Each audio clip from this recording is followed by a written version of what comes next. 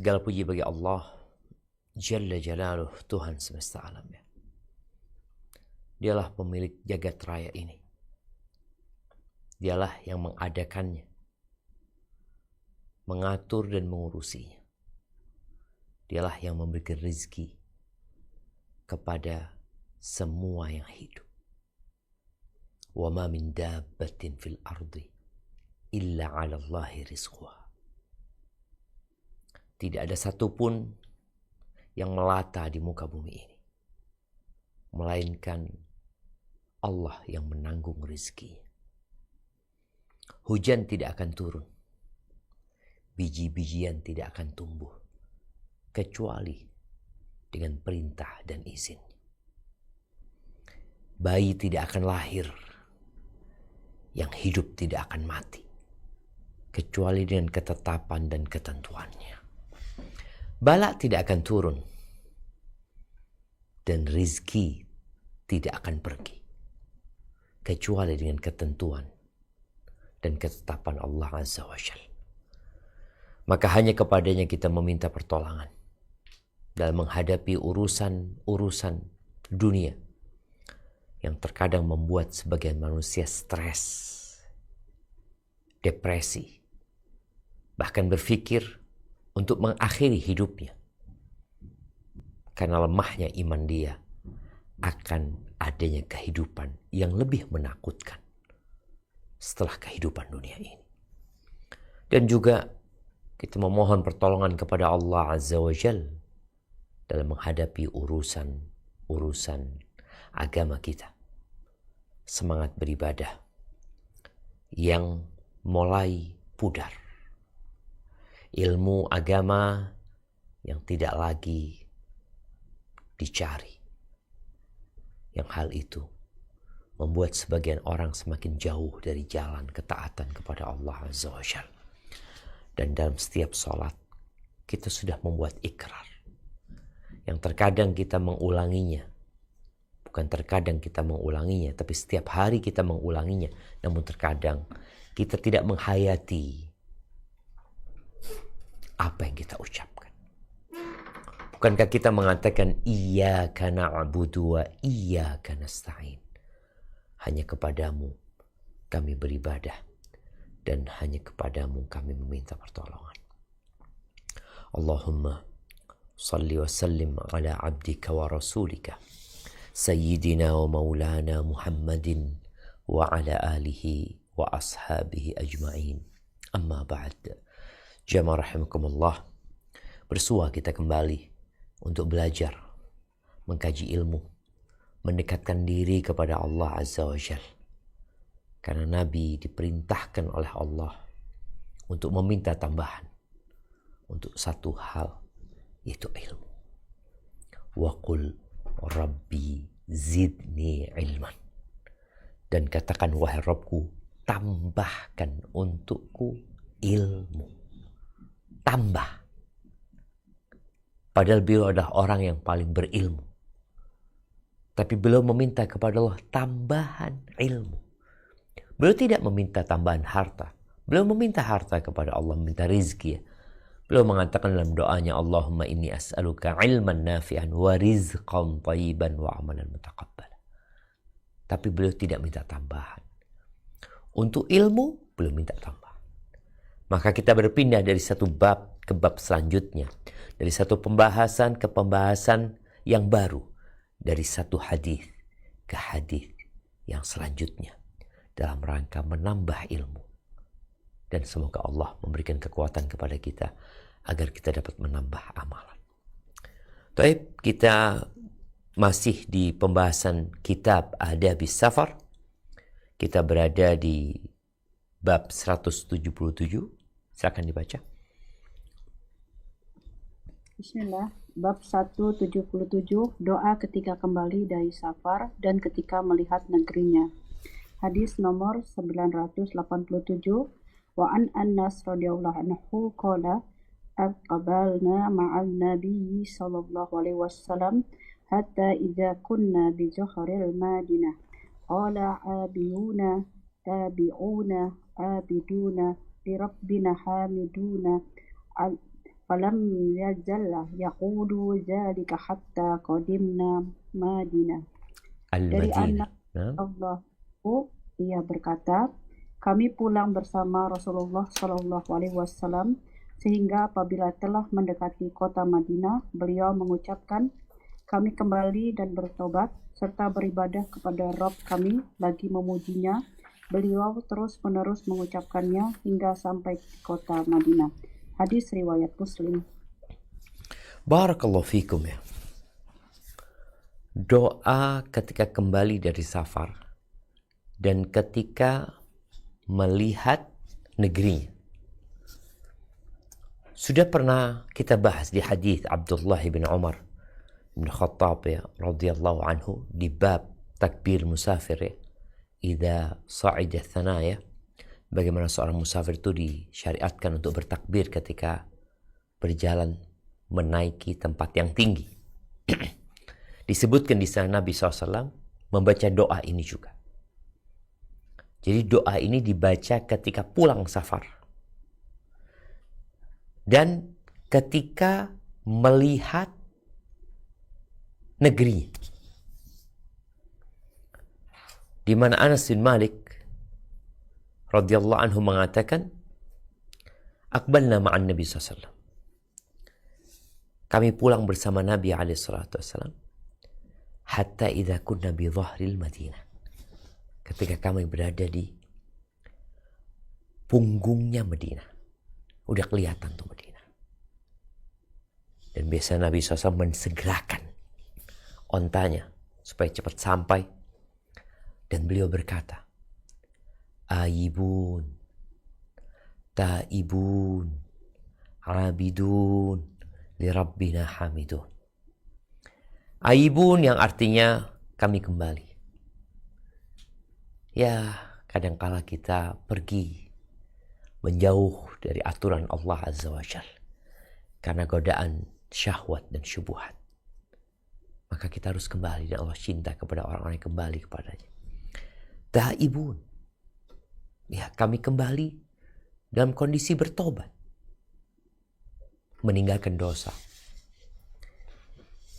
Menyesali apa yang dilakukan. Dan bertekad untuk tidak mengulangi. Itu taubat yang hakiki yang disebut dengan taubatan nasuha. Dan di sini seorang musafir ketika dia melihat negerinya, ya boleh jadi, bukan boleh jadi lagi ya, orang itu pelaku dosa memang. Kenapa Nabi SAW memerintahkan kepada para sahabatnya untuk banyak-banyak beristighfar dan bertobat setiap hari? Karena manusia berpotensi melakukan kesalahan. Ketika pulang safar, boleh jadi dia di sana lebih banyak dosa yang dia lakukan. Karena dia capek, karena dia lelah. Mungkin ada amalan-amalan yang seharusnya dia kerjakan, dia tidak kerjakan. Atau terkadang seorang karena berada di tempat yang jauh dari keluarganya, dia bebas berbuat dosa di sana. Maka diperintahkan ketika pulang, udah waktunya engkau kembali kepada Allah, bertobat, meninggalkan dosa-dosa itu. Abidun li Rabbina Hamidun. Abidun yang artinya selalu beribadah kepada Allah, melaksanakan perintah, menjauhi larangan, dan kepada Rabb kami selalu memujinya. Engkau bisa sampai ke tempat tinggalmu lagi setelah melakukan perjalanan. Bukan karena pesawatnya bagus. Bukan karena pilotnya hebat. Bukan karena jalannya mulus. Bukan. Tapi karena Allah yang menyelamatkan diri. Tidak sedikit pesawat baru yang harus jatuh. Tidak sedikit kereta api yang tabrakan. Tidak sedikit mobil di jalan yang bagus, bannya pecah. Dan ada pula mobil-mobil yang blong remnya, yang kemudian harus terjadi insiden di jalanan. Maka kita memuji Allah karena semua kebaikan yang kita rasakan sejatinya bermuasal dari Allah. Jalla Jalla, falam yazal yaqulu dzalika. Kalau doa ini dibaca ketika waktu pulang, setelah baca doa safar ya, Allahumma inna nas'aluka fi safarina hadzal birra taqwa sampai akhir. Kemudian Allahumma ayyibuna ta'ibuna abiduna rabbina hamidun. Itu ketika mau pulang dibaca. Ketika melihat negerinya, Nabi alaihissalatu wasallam membaca itu terus sampai masuk ke dalam kota. Hatta qadimna al-Madinah. Terus beliau mengatakan ayyibuna ta'ibuna abiduna li rabbina hamidun. Ayyibuna ta'ibuna abiduna li rabbina hamidun. Terus baca. Jadi bukan sekali aja bacanya. Ketika kita masuk ke kota kita, kan mungkin ada kabupaten, ada kemudian masuk ke kota. Ini orang yang rumahnya di kota, tapi orang yang rumahnya di sebuah kecamatan, ya mungkin dia ketika masuk ke kecamatannya yang sudah melihat bangunan-bangunan, ya udah dekat, dia baca ini terus sampai masuk ke kotanya. Ini hadis riwayatkan Imam Muslim. Baik. Ketika sudah sampai kotanya, apa yang dilakukan? Nih, ini pembahasan safar yang sangat lengkap sekali dari Al-Imam An-Nawawi rahimahullahu ta'ala. Bagaimana beliau menghimpun semua hadis-hadis yang berkaitan dengan safar. Dari mulai awal keluar rumahnya. Apa yang dilakukan, apa yang diucapkan, apa yang dikendarain, apa yang dikatakan ketika naik kendaraannya. Terus ketika pulang, ngapain? Udah sampai negerinya, kemana engkau? Langsung masuk rumah atau kemana? Ini akan dibahas di bab 178. Tafadhalina.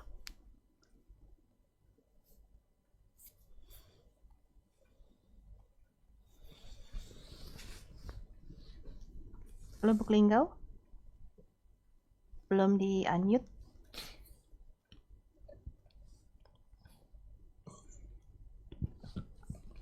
Lubuk Linggau belum di-unmute.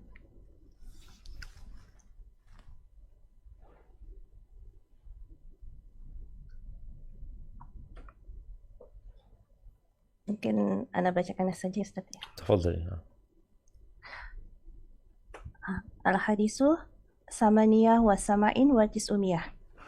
An Ka'b bin Malik radhiyallahu anhu anna Rasulullah sallallahu alaihi wasallam kana iza qadima min safarin ba'da abil masjidil faraka'a fihi rak'atain muttafaqun alaih.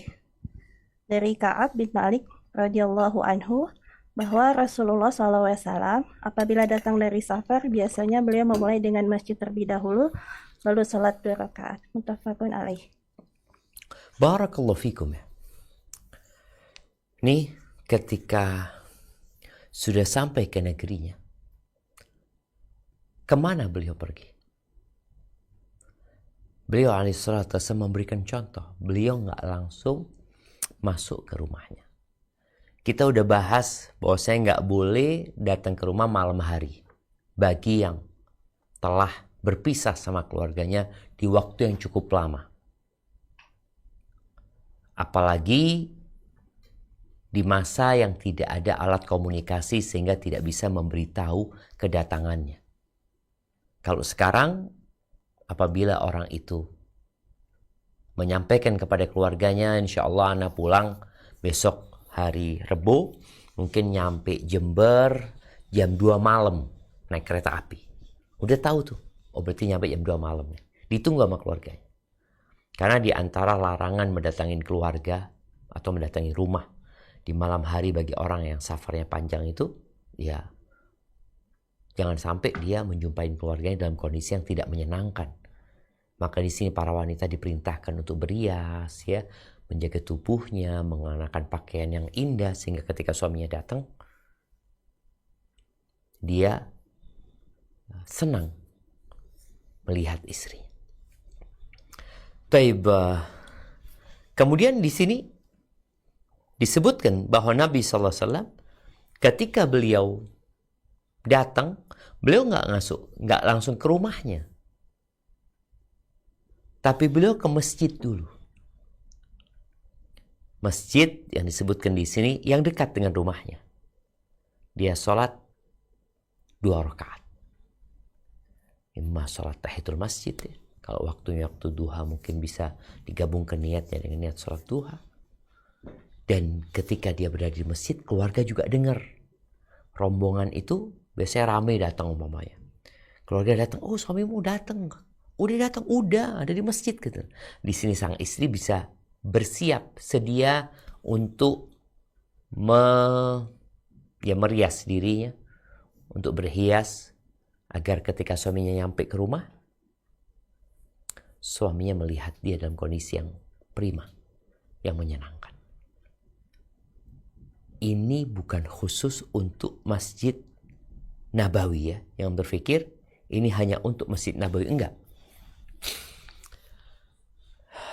Dan di hadis Jabir bin Abdullah, ingat bagaimana Jabir bin Abdullah yang pernah kita bahas ketika Nabi SAW berjalan di belakang rombongan, kemudian mendapati Jabir, ontanya nggak bisa jalan cepat, kemudian didoakan sama Rasulullah SAW, dan onta itu pun bisa bergerak lebih cepat dari onta Rasulullah SAW. Kemudian Nabi transaksi sama Jabir untuk membeli ontanya, dan Jabir mengiyakan dengan syarat dia diantarkan ke Madinah. Ketika Jabir mengantarkan ontanya ke rumah Nabi SAW, Nabi tanya sama Jabir, engkau udah masuk masjid? Belum ya Rasul, engkau masuk sholat 2 rakaat. Jadi perbuatan Nabi dan ucapannya benar-benar mengarahkan agar orang itu memulai kedatangannya tidak langsung ketemu istrinya, ketemu keluarganya, ketemu anak-anaknya, ngurusin pekerjaannya. Yang pertama, engkau berangkat ke rumah Allah Azza wa Jalla. Subhanallah jemaah. Kalau kita merenungkan bagaimana hamba itu dalam setiap gerak-geriknya senantiasa bergantung kepada Sang Pencipta. Mulai ketika dia keluar meninggalkan rumahnya, keluarga mengatakan astaudi Allah dinak wa amanatak wa khawatima amalik. Gimana sang keluarga mengatakan, aku titipkan engkau kepada Allah. Kepada siapa? Kepada Allah. Allah itu pemilik langit dan bumi ini. Kita terkadang fokus titip sama supirnya, titip sama, ya mungkin ada orang tua yang ikut dalam bus tersebut. Ini enggak. Kita menitipkan kepada Allah Azza wa Jal. Agamanya dititipkan kepada Allah. Amanahnya dititipkan kepada Allah. Dan penutup-penutup amalan. Berangkat. Naik kendaraannya, baca bismillah, alhamdulillah, Allahu Akbar. Allahu Akbar. Allahu Akbar, subhanalladzi sakhkhara lana hadha wa ma kunna lahu muqrinin wa inna ila rabbina lamunqalibun. Kemudian dia membaca, Allahumma, ya Allah, aku memohon. Terus kita lihat. Ketika jalannya turun, dia mengatakan subhanallah. Ketika jalannya naik, dia mengatakan Allahu Akbar. Atau la ilaha illallah wallahu akbar. Terus ketika pulang ya, dia mengatakan Allahumma aibuna, ta'ibuna, abiduna, rabbina hamidun. Sampai masuk ke negerinya, tidak ke rumahnya. Ini termasuk sunnah yang banyak dilupakan ya. Ana sendiri beberapa waktu yang lalu, setelah kembali membaca hadis-hadis ini, jadi ingat ya bahwa ternyata kita yang merasa sebagai ahlus sunnah jamaah, terkadang ada sunnah-sunnah Nabi SAW yang kita abaikan. Kan cuma sunnah Ustaz. Nah, tapi sunnah inilah yang bakal menyelamatkan ibadah wajib kita. Sunnah inilah yang akan meningkatkan derajat kita di sisi Allah untuk menjadi hamba yang dicintai oleh Allah Azza wa Jalla. Salat, datang ke masjid dekat rumahnya. Makanya masjid itu nggak boleh tutup gitu ya. Karena terus terang, anak pernah sholat isya di sebuah masjid, baru selesai mereka sholat isya ya. Anda mau turun, Anda mau sholat. Dikunci masjid. Dan nggak ada terasnya. Maksudnya yang dikunci itu pagernya. Sehingga kita nggak bisa sholat di terasnya pun nggak bisa. Anda sampaikan, Bapak numpang sholat, kata dia. Oh enggak, sampai sudah telat, kata dia. Bayangin ya. Maka semoga para pengelola masjid bisa lebih memakmurkan masjid lagi. Ya, mungkin kau merasa takut ada orang ini, orang itu. Alhamdulillah sekarang ada CCTV yang bisa dipasang ya. Kemudian tadi ada tempat yang terkunci, ada tempat yang terbuka. Boleh jadi orang ini sholat di terasnya, dia ambil wudhu, ada toiletnya ya. Dan semua itu akan menjadi pahala. Kalau mungkin sebagian orang mengatakan, ya gimana repot, nanti WC-nya kotor, toiletnya, ya harus dibersihkan. Dan ketika engkau membersihkan sesuatu yang buat engkau melelahkan ya, engkau jadi pahala, engkau jadi mendapatkan pahala yang lebih banyak. Daripada yang toilet itu bersih, tapi orang nggak sholat di sana. Orang nggak bisa memanfaatkan toilet tersebut. Orang nggak bisa wudhu di sana. Orang nggak bisa sholat. Terkadang sebagian masjid juga rebahan nggak boleh. Dilarang. Tidur dan tiduran. Subhanallah. Padahal dianjurkan ketika pulang. Tadi boleh jadi memang datangnya dia bukan pas waktu sholat. Selesai sholat zuhur. Kalau masjidnya tutup. Dia datang jam 1. Datang ke masjid tutup. Nggak bisa sholat. Maka buat teman-teman setelah mendengarkan hadis ini ya, ini benar-benar kita lihat ya, berangkat dititipkan kepada Allah, pulang ke rumah Allah Azza wa Jalla. Pulang ke rumah Allah dulu sebelum ke rumahnya dia. Karena pada hakikatnya rumah dia milikin milik Allah Azza wa Jalla. Taib, kita lanjutkan. Nah, Hadis nomor 989. Bismillahirrahmanirrahim. An Abi Hurairah radhiyallahu anhu qala Rasulullah sallallahu alaihi wasallam la yahillu limra'atin tu'minu billahi wal yawmil akhir tusafiru masirata yawmin wa laylatin illa ma'a di mahramin 'alaiha. Muttafaq alaih. Dari Abu Hurairah radhiyallahu anhu, ia menuturkan, Rasulullah shallallahu alaihi wasallam bersabda, tidak halal bagi seorang wanita yang beriman kepada Allah dan hari akhirat bersafar selama sehari semalam kecuali bersama mahramnya. Muttafaq alaih. Barakallahu fiik. Naam. Jamaah rahimakumullah. Di sini berkaitan dengan safar sendirian bagi wanita. Safar tanpa mahram bagi seorang wanita ya. Kalau kita lihat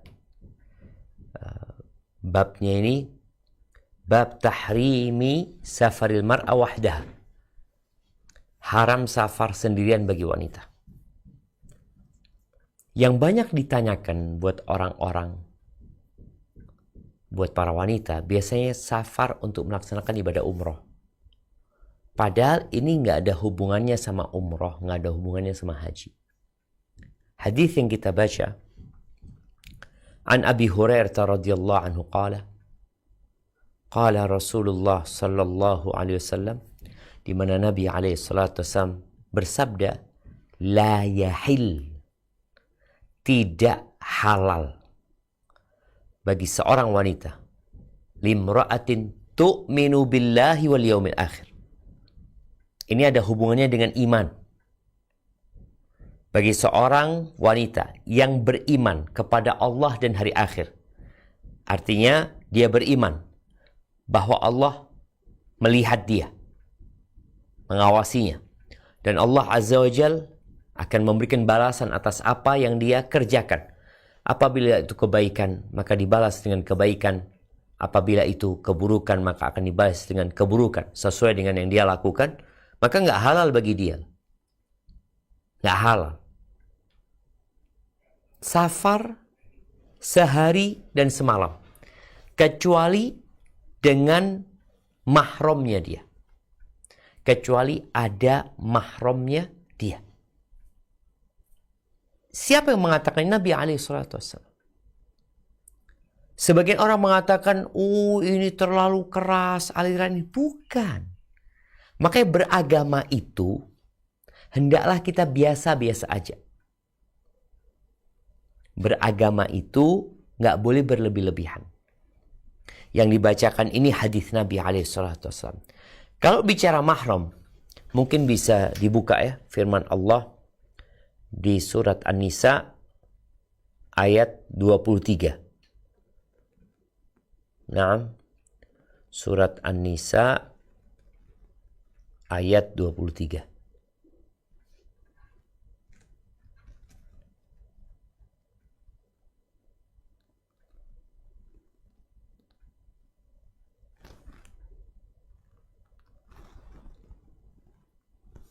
Udah dapat? Nah, silakan dibaca mungkin. iya. Tafadhal Ukti.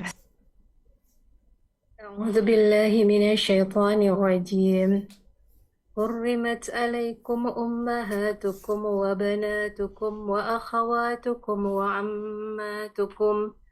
وعماتكم وخالاتكم وبنات الأخ وبنات الأخت وأمهاتكم التي أرضعنكم وأخواتكم من الرضاعة وأمهات نسائكم وربائبكم التي في هجوركم من نسائكم التي Allati, دخلتم lanya panjang بهن ya. Wa nisaikum allati. Nah, baca min nisaikum allati. Nah, نسائكم اللاتي دخلتم بهن فإن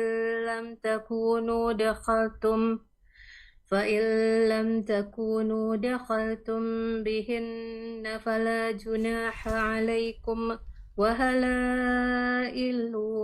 وهلائل أبنائكم الذين من أصلابكم وأن تجمعوا بين الأختين إلا ما قد سلف إن الله كان غفورا رحيما. Diharamkan atas kamu menikahi ibu-ibumu, anak-anakmu yang perempuan, saudara-saudaramu yang perempuan, saudara-saudara ayahmu yang perempuan, saudara-saudara ibumu yang perempuan, anak-anak perempuan dari saudara-saudaramu yang laki-laki, anak-anak perempuan dari saudara-saudaramu yang perempuan, ibu-ibumu yang menyusui kamu, saudara-saudara perempuanmu sesusuan, ibu-ibu istrimu atau mertua, anak-anak perempuan dari istrimu atau anak tiri yang dalam pemeliharaanmu dari istri yang telah kamu campuri. Tetapi jika kamu belum campur dengan istrimu itu dan kamu sudah kamu ceraikan, maka tidak berdosa kamu menikahinya. Dan haram bagimu istri-istri anak kandungmu atau menantu, dan diharamkan mengumpulkan dalam pernikahan dua perempuan yang bersaudara, kecuali yang telah terjadi pada masa lampau. Sungguh Allah Maha Pengampun, Maha Penyayang. barakallahu fikum. Ini yang banyak ditanyakan. Mahram itu siapa?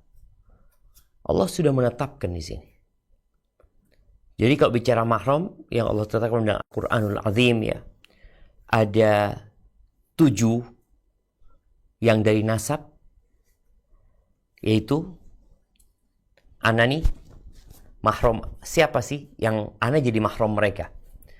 Ummahatukum, ibu-ibu, jadi ibu ana, nenek. Banatukum, anak-anak perempuan ana, dan cicit-cicit perempuan ana, cucu-cucu perempuan, itu mahram. Saudari-saudari ana, bibi-bibi ana dari pihak ayah, bibi-bibi dari pihak ibu, kemudian anak perempuan saudara laki-laki, kemudian anak-anak perempuan saudara perempuan. Ini 7 yang berkaitan dengan nasab. Kemudian Allah sebutkan yang berkaitan dengan susuan. Sama. Yang susuan ini seperti yang nasab. 7 juga. Kemudian ada yang mahram karena faktor pernikahan. Siapa yang mahram karena faktor pernikahan? Disebutkan yang karena faktor pernikahan adalah bapaknya suami, itu mahram buat istri anak umpamanya. Bapaknya anak itu mahram buat istri anak. Kemudian kakek dari ayah atau kakek dari pihak ibu itu mahram untuk istri. Kemudian anaknya suami. Anaknya suami. Kadangkala suami duda atau suami punya istri yang lain, maka anaknya itu mahram untuk, anak laki-lakinya mahram untuk istrinya ayah ini. Kemudian anaknya putri suami. Anak laki-laki putri suami itu juga mahram. Kemudian itu yang berkaitan dengan mahram dengan jalur pernikahan ya. Jadi istrinya ayah boleh pergi dengan anaknya ayah ini. Karena dia mahram. Ini mahram yang sifatnya abadi ya. Karena mahram itu ada yang nggak permanen. Seperti yang disebutkan di ayat yang tadi kita baca. Nggak boleh seorang itu menggabungkan kakak beradik jadi istrinya. Kakak dinikahin, adik dinikahin, nggak boleh. Ini mahram yang tidak permanen. Tapi kalau salah satunya meninggal dunia atau salah satunya diceraikan, maka jadi halal. Ini berkaitan dengan mahram ya. Sehingga Islam ketika tidak menghalalkan perempuan itu safar tanpa mahram, sejatinya dalam rangka memberikan penghormatan dan penjagaan kepada para wanita. Walaupun sebagian akhirnya berpikiran ini sebuah aturan yang mengekang para wanita, enggak. Memang ada sebagian ulama yang berpendapat itu di masa yang tidak aman. Kalau sudah aman seperti sekarang, nggak apa-apa lah safar tanpa mahram. Di mana keamanan yang disebutkan ya? Terkadang kita melihat adanya perempuan-perempuan yang dilecehkan di jalanan. Boleh jadi dia naik pesawat, duduk dengan siapa dia pesawat, naik kereta dengan siapa naik kereta. Jadi usahakan untuk tidak safar kecuali dengan mahram. Kecuali kondisi terpaksa, lain lagi ceritanya. Berkaitan dengan haji, memang ada sebagian ulama yang tidak mewajibkan mahram, tidak menjadikan mahram itu syarat istita'ah. Jadi kalau perempuan ini punya kemampuan secara finansial, fisiknya sehat, dan jalan menuju ke Mekah itu aman, cuma dia nggak punya mahram. Bolehkah dia berangkat? Sebagian mengatakan wajib dia berangkat haji, karena dia mampu. Sedangkan mahramnya ada wanita-wanita yang dapat melindungi dia bergabung dengan perempuan-perempuan tersebut, diperbolehkan oleh sebagian ulama. Tapi intinya, hendaklah kita berhati-hati dalam masalah ini. Islam bukan hendak mengekang para wanita, tapi Islam berusaha bagaimana wanita ini dihargain, dihormatin, dilindungin, tidak diperjualbelikan. Bagaimana tubuh mereka diperjualbelikan ya, dengan dalih menjadi wanita karir ini dan itu ya. Maka para wanita yang hendak berkarir, hendaklah berkarir dengan keahliannya, bukan dengan menjual fisiknya atau menjual wajahnya ya. Barakallahu fiik. Baik, hadis terakhir dalam bab ini, silahkan. 990. Wa an ibni Abbas radhiyallahu anhuma annahu sami'a an-nabiyya sallallahu alaihi wasallam yaqul la yakhluwanna rajulun bimra'atin illa wa ma'aha zu mahram wa la tusafirul mar'atu illa ma'a zi mahram. Faqala lahu rajul ya Rasulullah inna imra'ati kharajat hajjah wa innik tutibtu fi ghazwati kada wa kada. Qala intaliq fahujja ma'am ra'atik. Muttafaq alaih.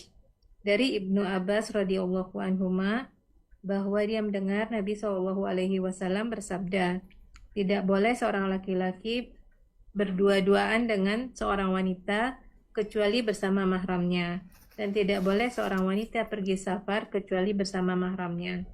Ada seorang berkata kepada beliau, wahai Rasulullah, istriku pergi haji, sementara aku terkena kewajiban jihad dalam perang ini. Beliau bersabda, pergilah dan berhajilah bersama istrimu. Muttafaq alaih. Barakallahu fikum. Ya, jamaah berkaitan dengan hadis yang kedua dalam bab ini, hadis nomor 990, di mana Abdullah bin Abbas radhiyallahu anhuma mendengar Nabi alaihi salatu wasallam menyampaikan sebuah pesan. Yang pertama, la yakhluwanna rajulun bimra'atin illa wa ma'ahadhu mahram. Tidak boleh seorang laki-laki berduaan dengan seorang wanita kecuali bersama mahramnya. Bayangin ya, berduaan di sebuah ruangan, di sebuah tempat yang tersembunyi, berduaan itu nggak boleh laki sama perempuan, kecuali ada mahramnya di sana. Sedangkan kita melihat yang namanya pacaran, yang terkadang para orang tua membiarkan anak perempuannya atau anak laki-lakinya. Nih anak laki-laki bawa perempuan ke rumahnya. Atau yang perempuan dijemput sama seorang laki-laki. Naik motor berdua, entah kemana. Sang orang tua hanya berpesan, jangan malam-malam pulangnya. Padahal Nabi SAW melarang hal itu. Di riwayat lain dikatakan, illa wasyaitanu thalithuhuma. Kalau ini maksa berdua, maka yang ketiganya adalah syaitan. Berapa banyak di tempat-tempat kerja, di kantor-kantor, seorang wanita berduaan dengan laki-laki. Sekretarisnya perempuan, bosnya laki-laki, satu ruangan. Dikatakan, oh kami adalah orang-orang terhormat. Kami adalah orang-orang yang jauh dari perbuatan zina. Mungkin engkau tidak ada niat untuk berzina. Tapi ketahuilah, jiwamu itu memerintahkan kepada keburukan. Dan syaitan tidak pernah tidur siang. Dan Rasulullah SAW sudah menjelaskan bahwa kalau engkau berduaan, maka yang ketiganya adalah syaitan.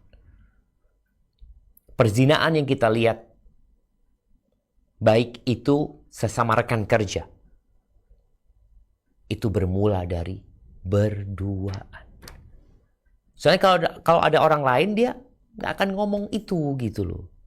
Tapi ketika berduaan, maka syaitanlah yang akan hadir, membuat dua orang ini untuk melakukan sebuah perbuatan yang dua-duanya memiliki kecondongan ke sana.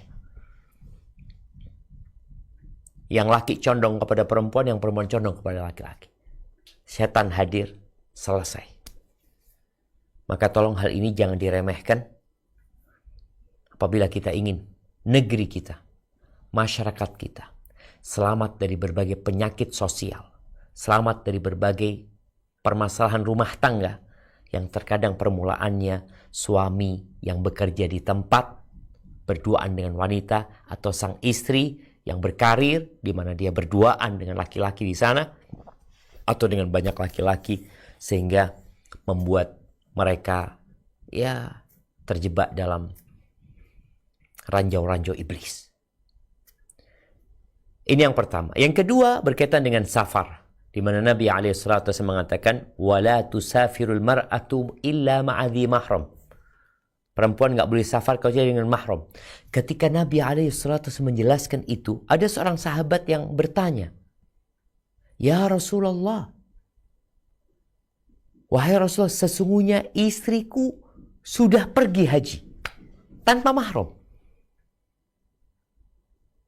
Wa innik tutibtu fi ghazwati kadza wa kadza. Sedangkan aku terkena kewajiban jihad untuk berangkat pada hari ini, pada kesempatan kali. Artinya dia nggak bisa berangkat haji. Boleh jadi kejadian ini pada tahun ke-9 Hijriah. Karena awal hajinya para sahabat itu tahun ke-9 Hijriah. Nabi nggak haji pada waktu itu alaihi salatu wassalam. Karena ada banyak yang harus diurusin. Sebagian sahabat berangkat haji di bawah pimpinan Abu Bakar Siddiq radhiyallahu ta'ala anhu. Maka orang ini nggak tahu. Ya, namanya orang nggak tahu wajar. Ketika dia tahu, maka dia harus mengambil sebuah sikap. Sikap yang pertama adalah bertanya. Ketika dia bertanya, dia mendapatkan jawaban. Apa? Tinggalkan peperangan ini, engkau berangkat. Intalik fahujja ma'amra'atik. Pergilah dan berhajilah bersama istrimu. Ini ada mahramnya. Ya berangkatlah seharusnya. Jadi jamaah rahimakumullah. Semoga kita yang belajar ilmu agama ini bisa menyampaikan pesan-pesan ini. Yang terkadang kalau kita menyampaikan seperti ini ya, larangan berjabatan tangan dengan selain mahramnya, kita sampaikan berkaitan dengan larangan berduaan dengan perempuan yang bukan mahramnya. Ada yang berpendapat ini aliran ekstrim. Ini sudah tidak sejalan dengan dunia kita sekarang. Apa yang nggak sejalan? Negeri kita sedang darurat seks bebas. Ya, Alhamdulillah, kalau kita lihat ya bagaimana perempuan-perempuan yang dibunuh, dimutilasi. Gara-gara apa? Ya gara-gara dibisikin sama laki-laki hidung belang. Jadi katakan nggak boleh dia berduaan, dia tetap berduaan. Dan ini juga pesan buat orang tua. Engkau bakal dimintain pertanggungjawaban. Berikan kepada putri-putrimu cinta dan kasih sayang. Sehingga dia tidak mudah ya tergoda dengan laki-laki hidung belang yang mungkin lewat WA, lewat Facebook, lewat mana-mana. Maka berusaha engkau untuk menjaga putri-putrimu, kakak beradikmu. Karena Allah Azza wa Jalla mengatakan, ya ayyuhalladzina amanu qu anfusakum wa ahlikum nar. Wahai orang-orang beriman, jagalah diri kalian dan keluarga kalian dari api neraka. Barakallahu fiik. Alhamdulillah kita telah menyelesaikan kitab Adab Safar ya, kitab adab-adab safar. Insyaallah kita akan masuk ke bab baru, yaitu bab al-fadail ya, atau bab fadilah tentang keutamaan amalan. Insyaallah kita akan bahas pada pertemuan yang akan datang. Kita masuk ke sesi tanya jawab. Barakallahu fikum. Tafadhal.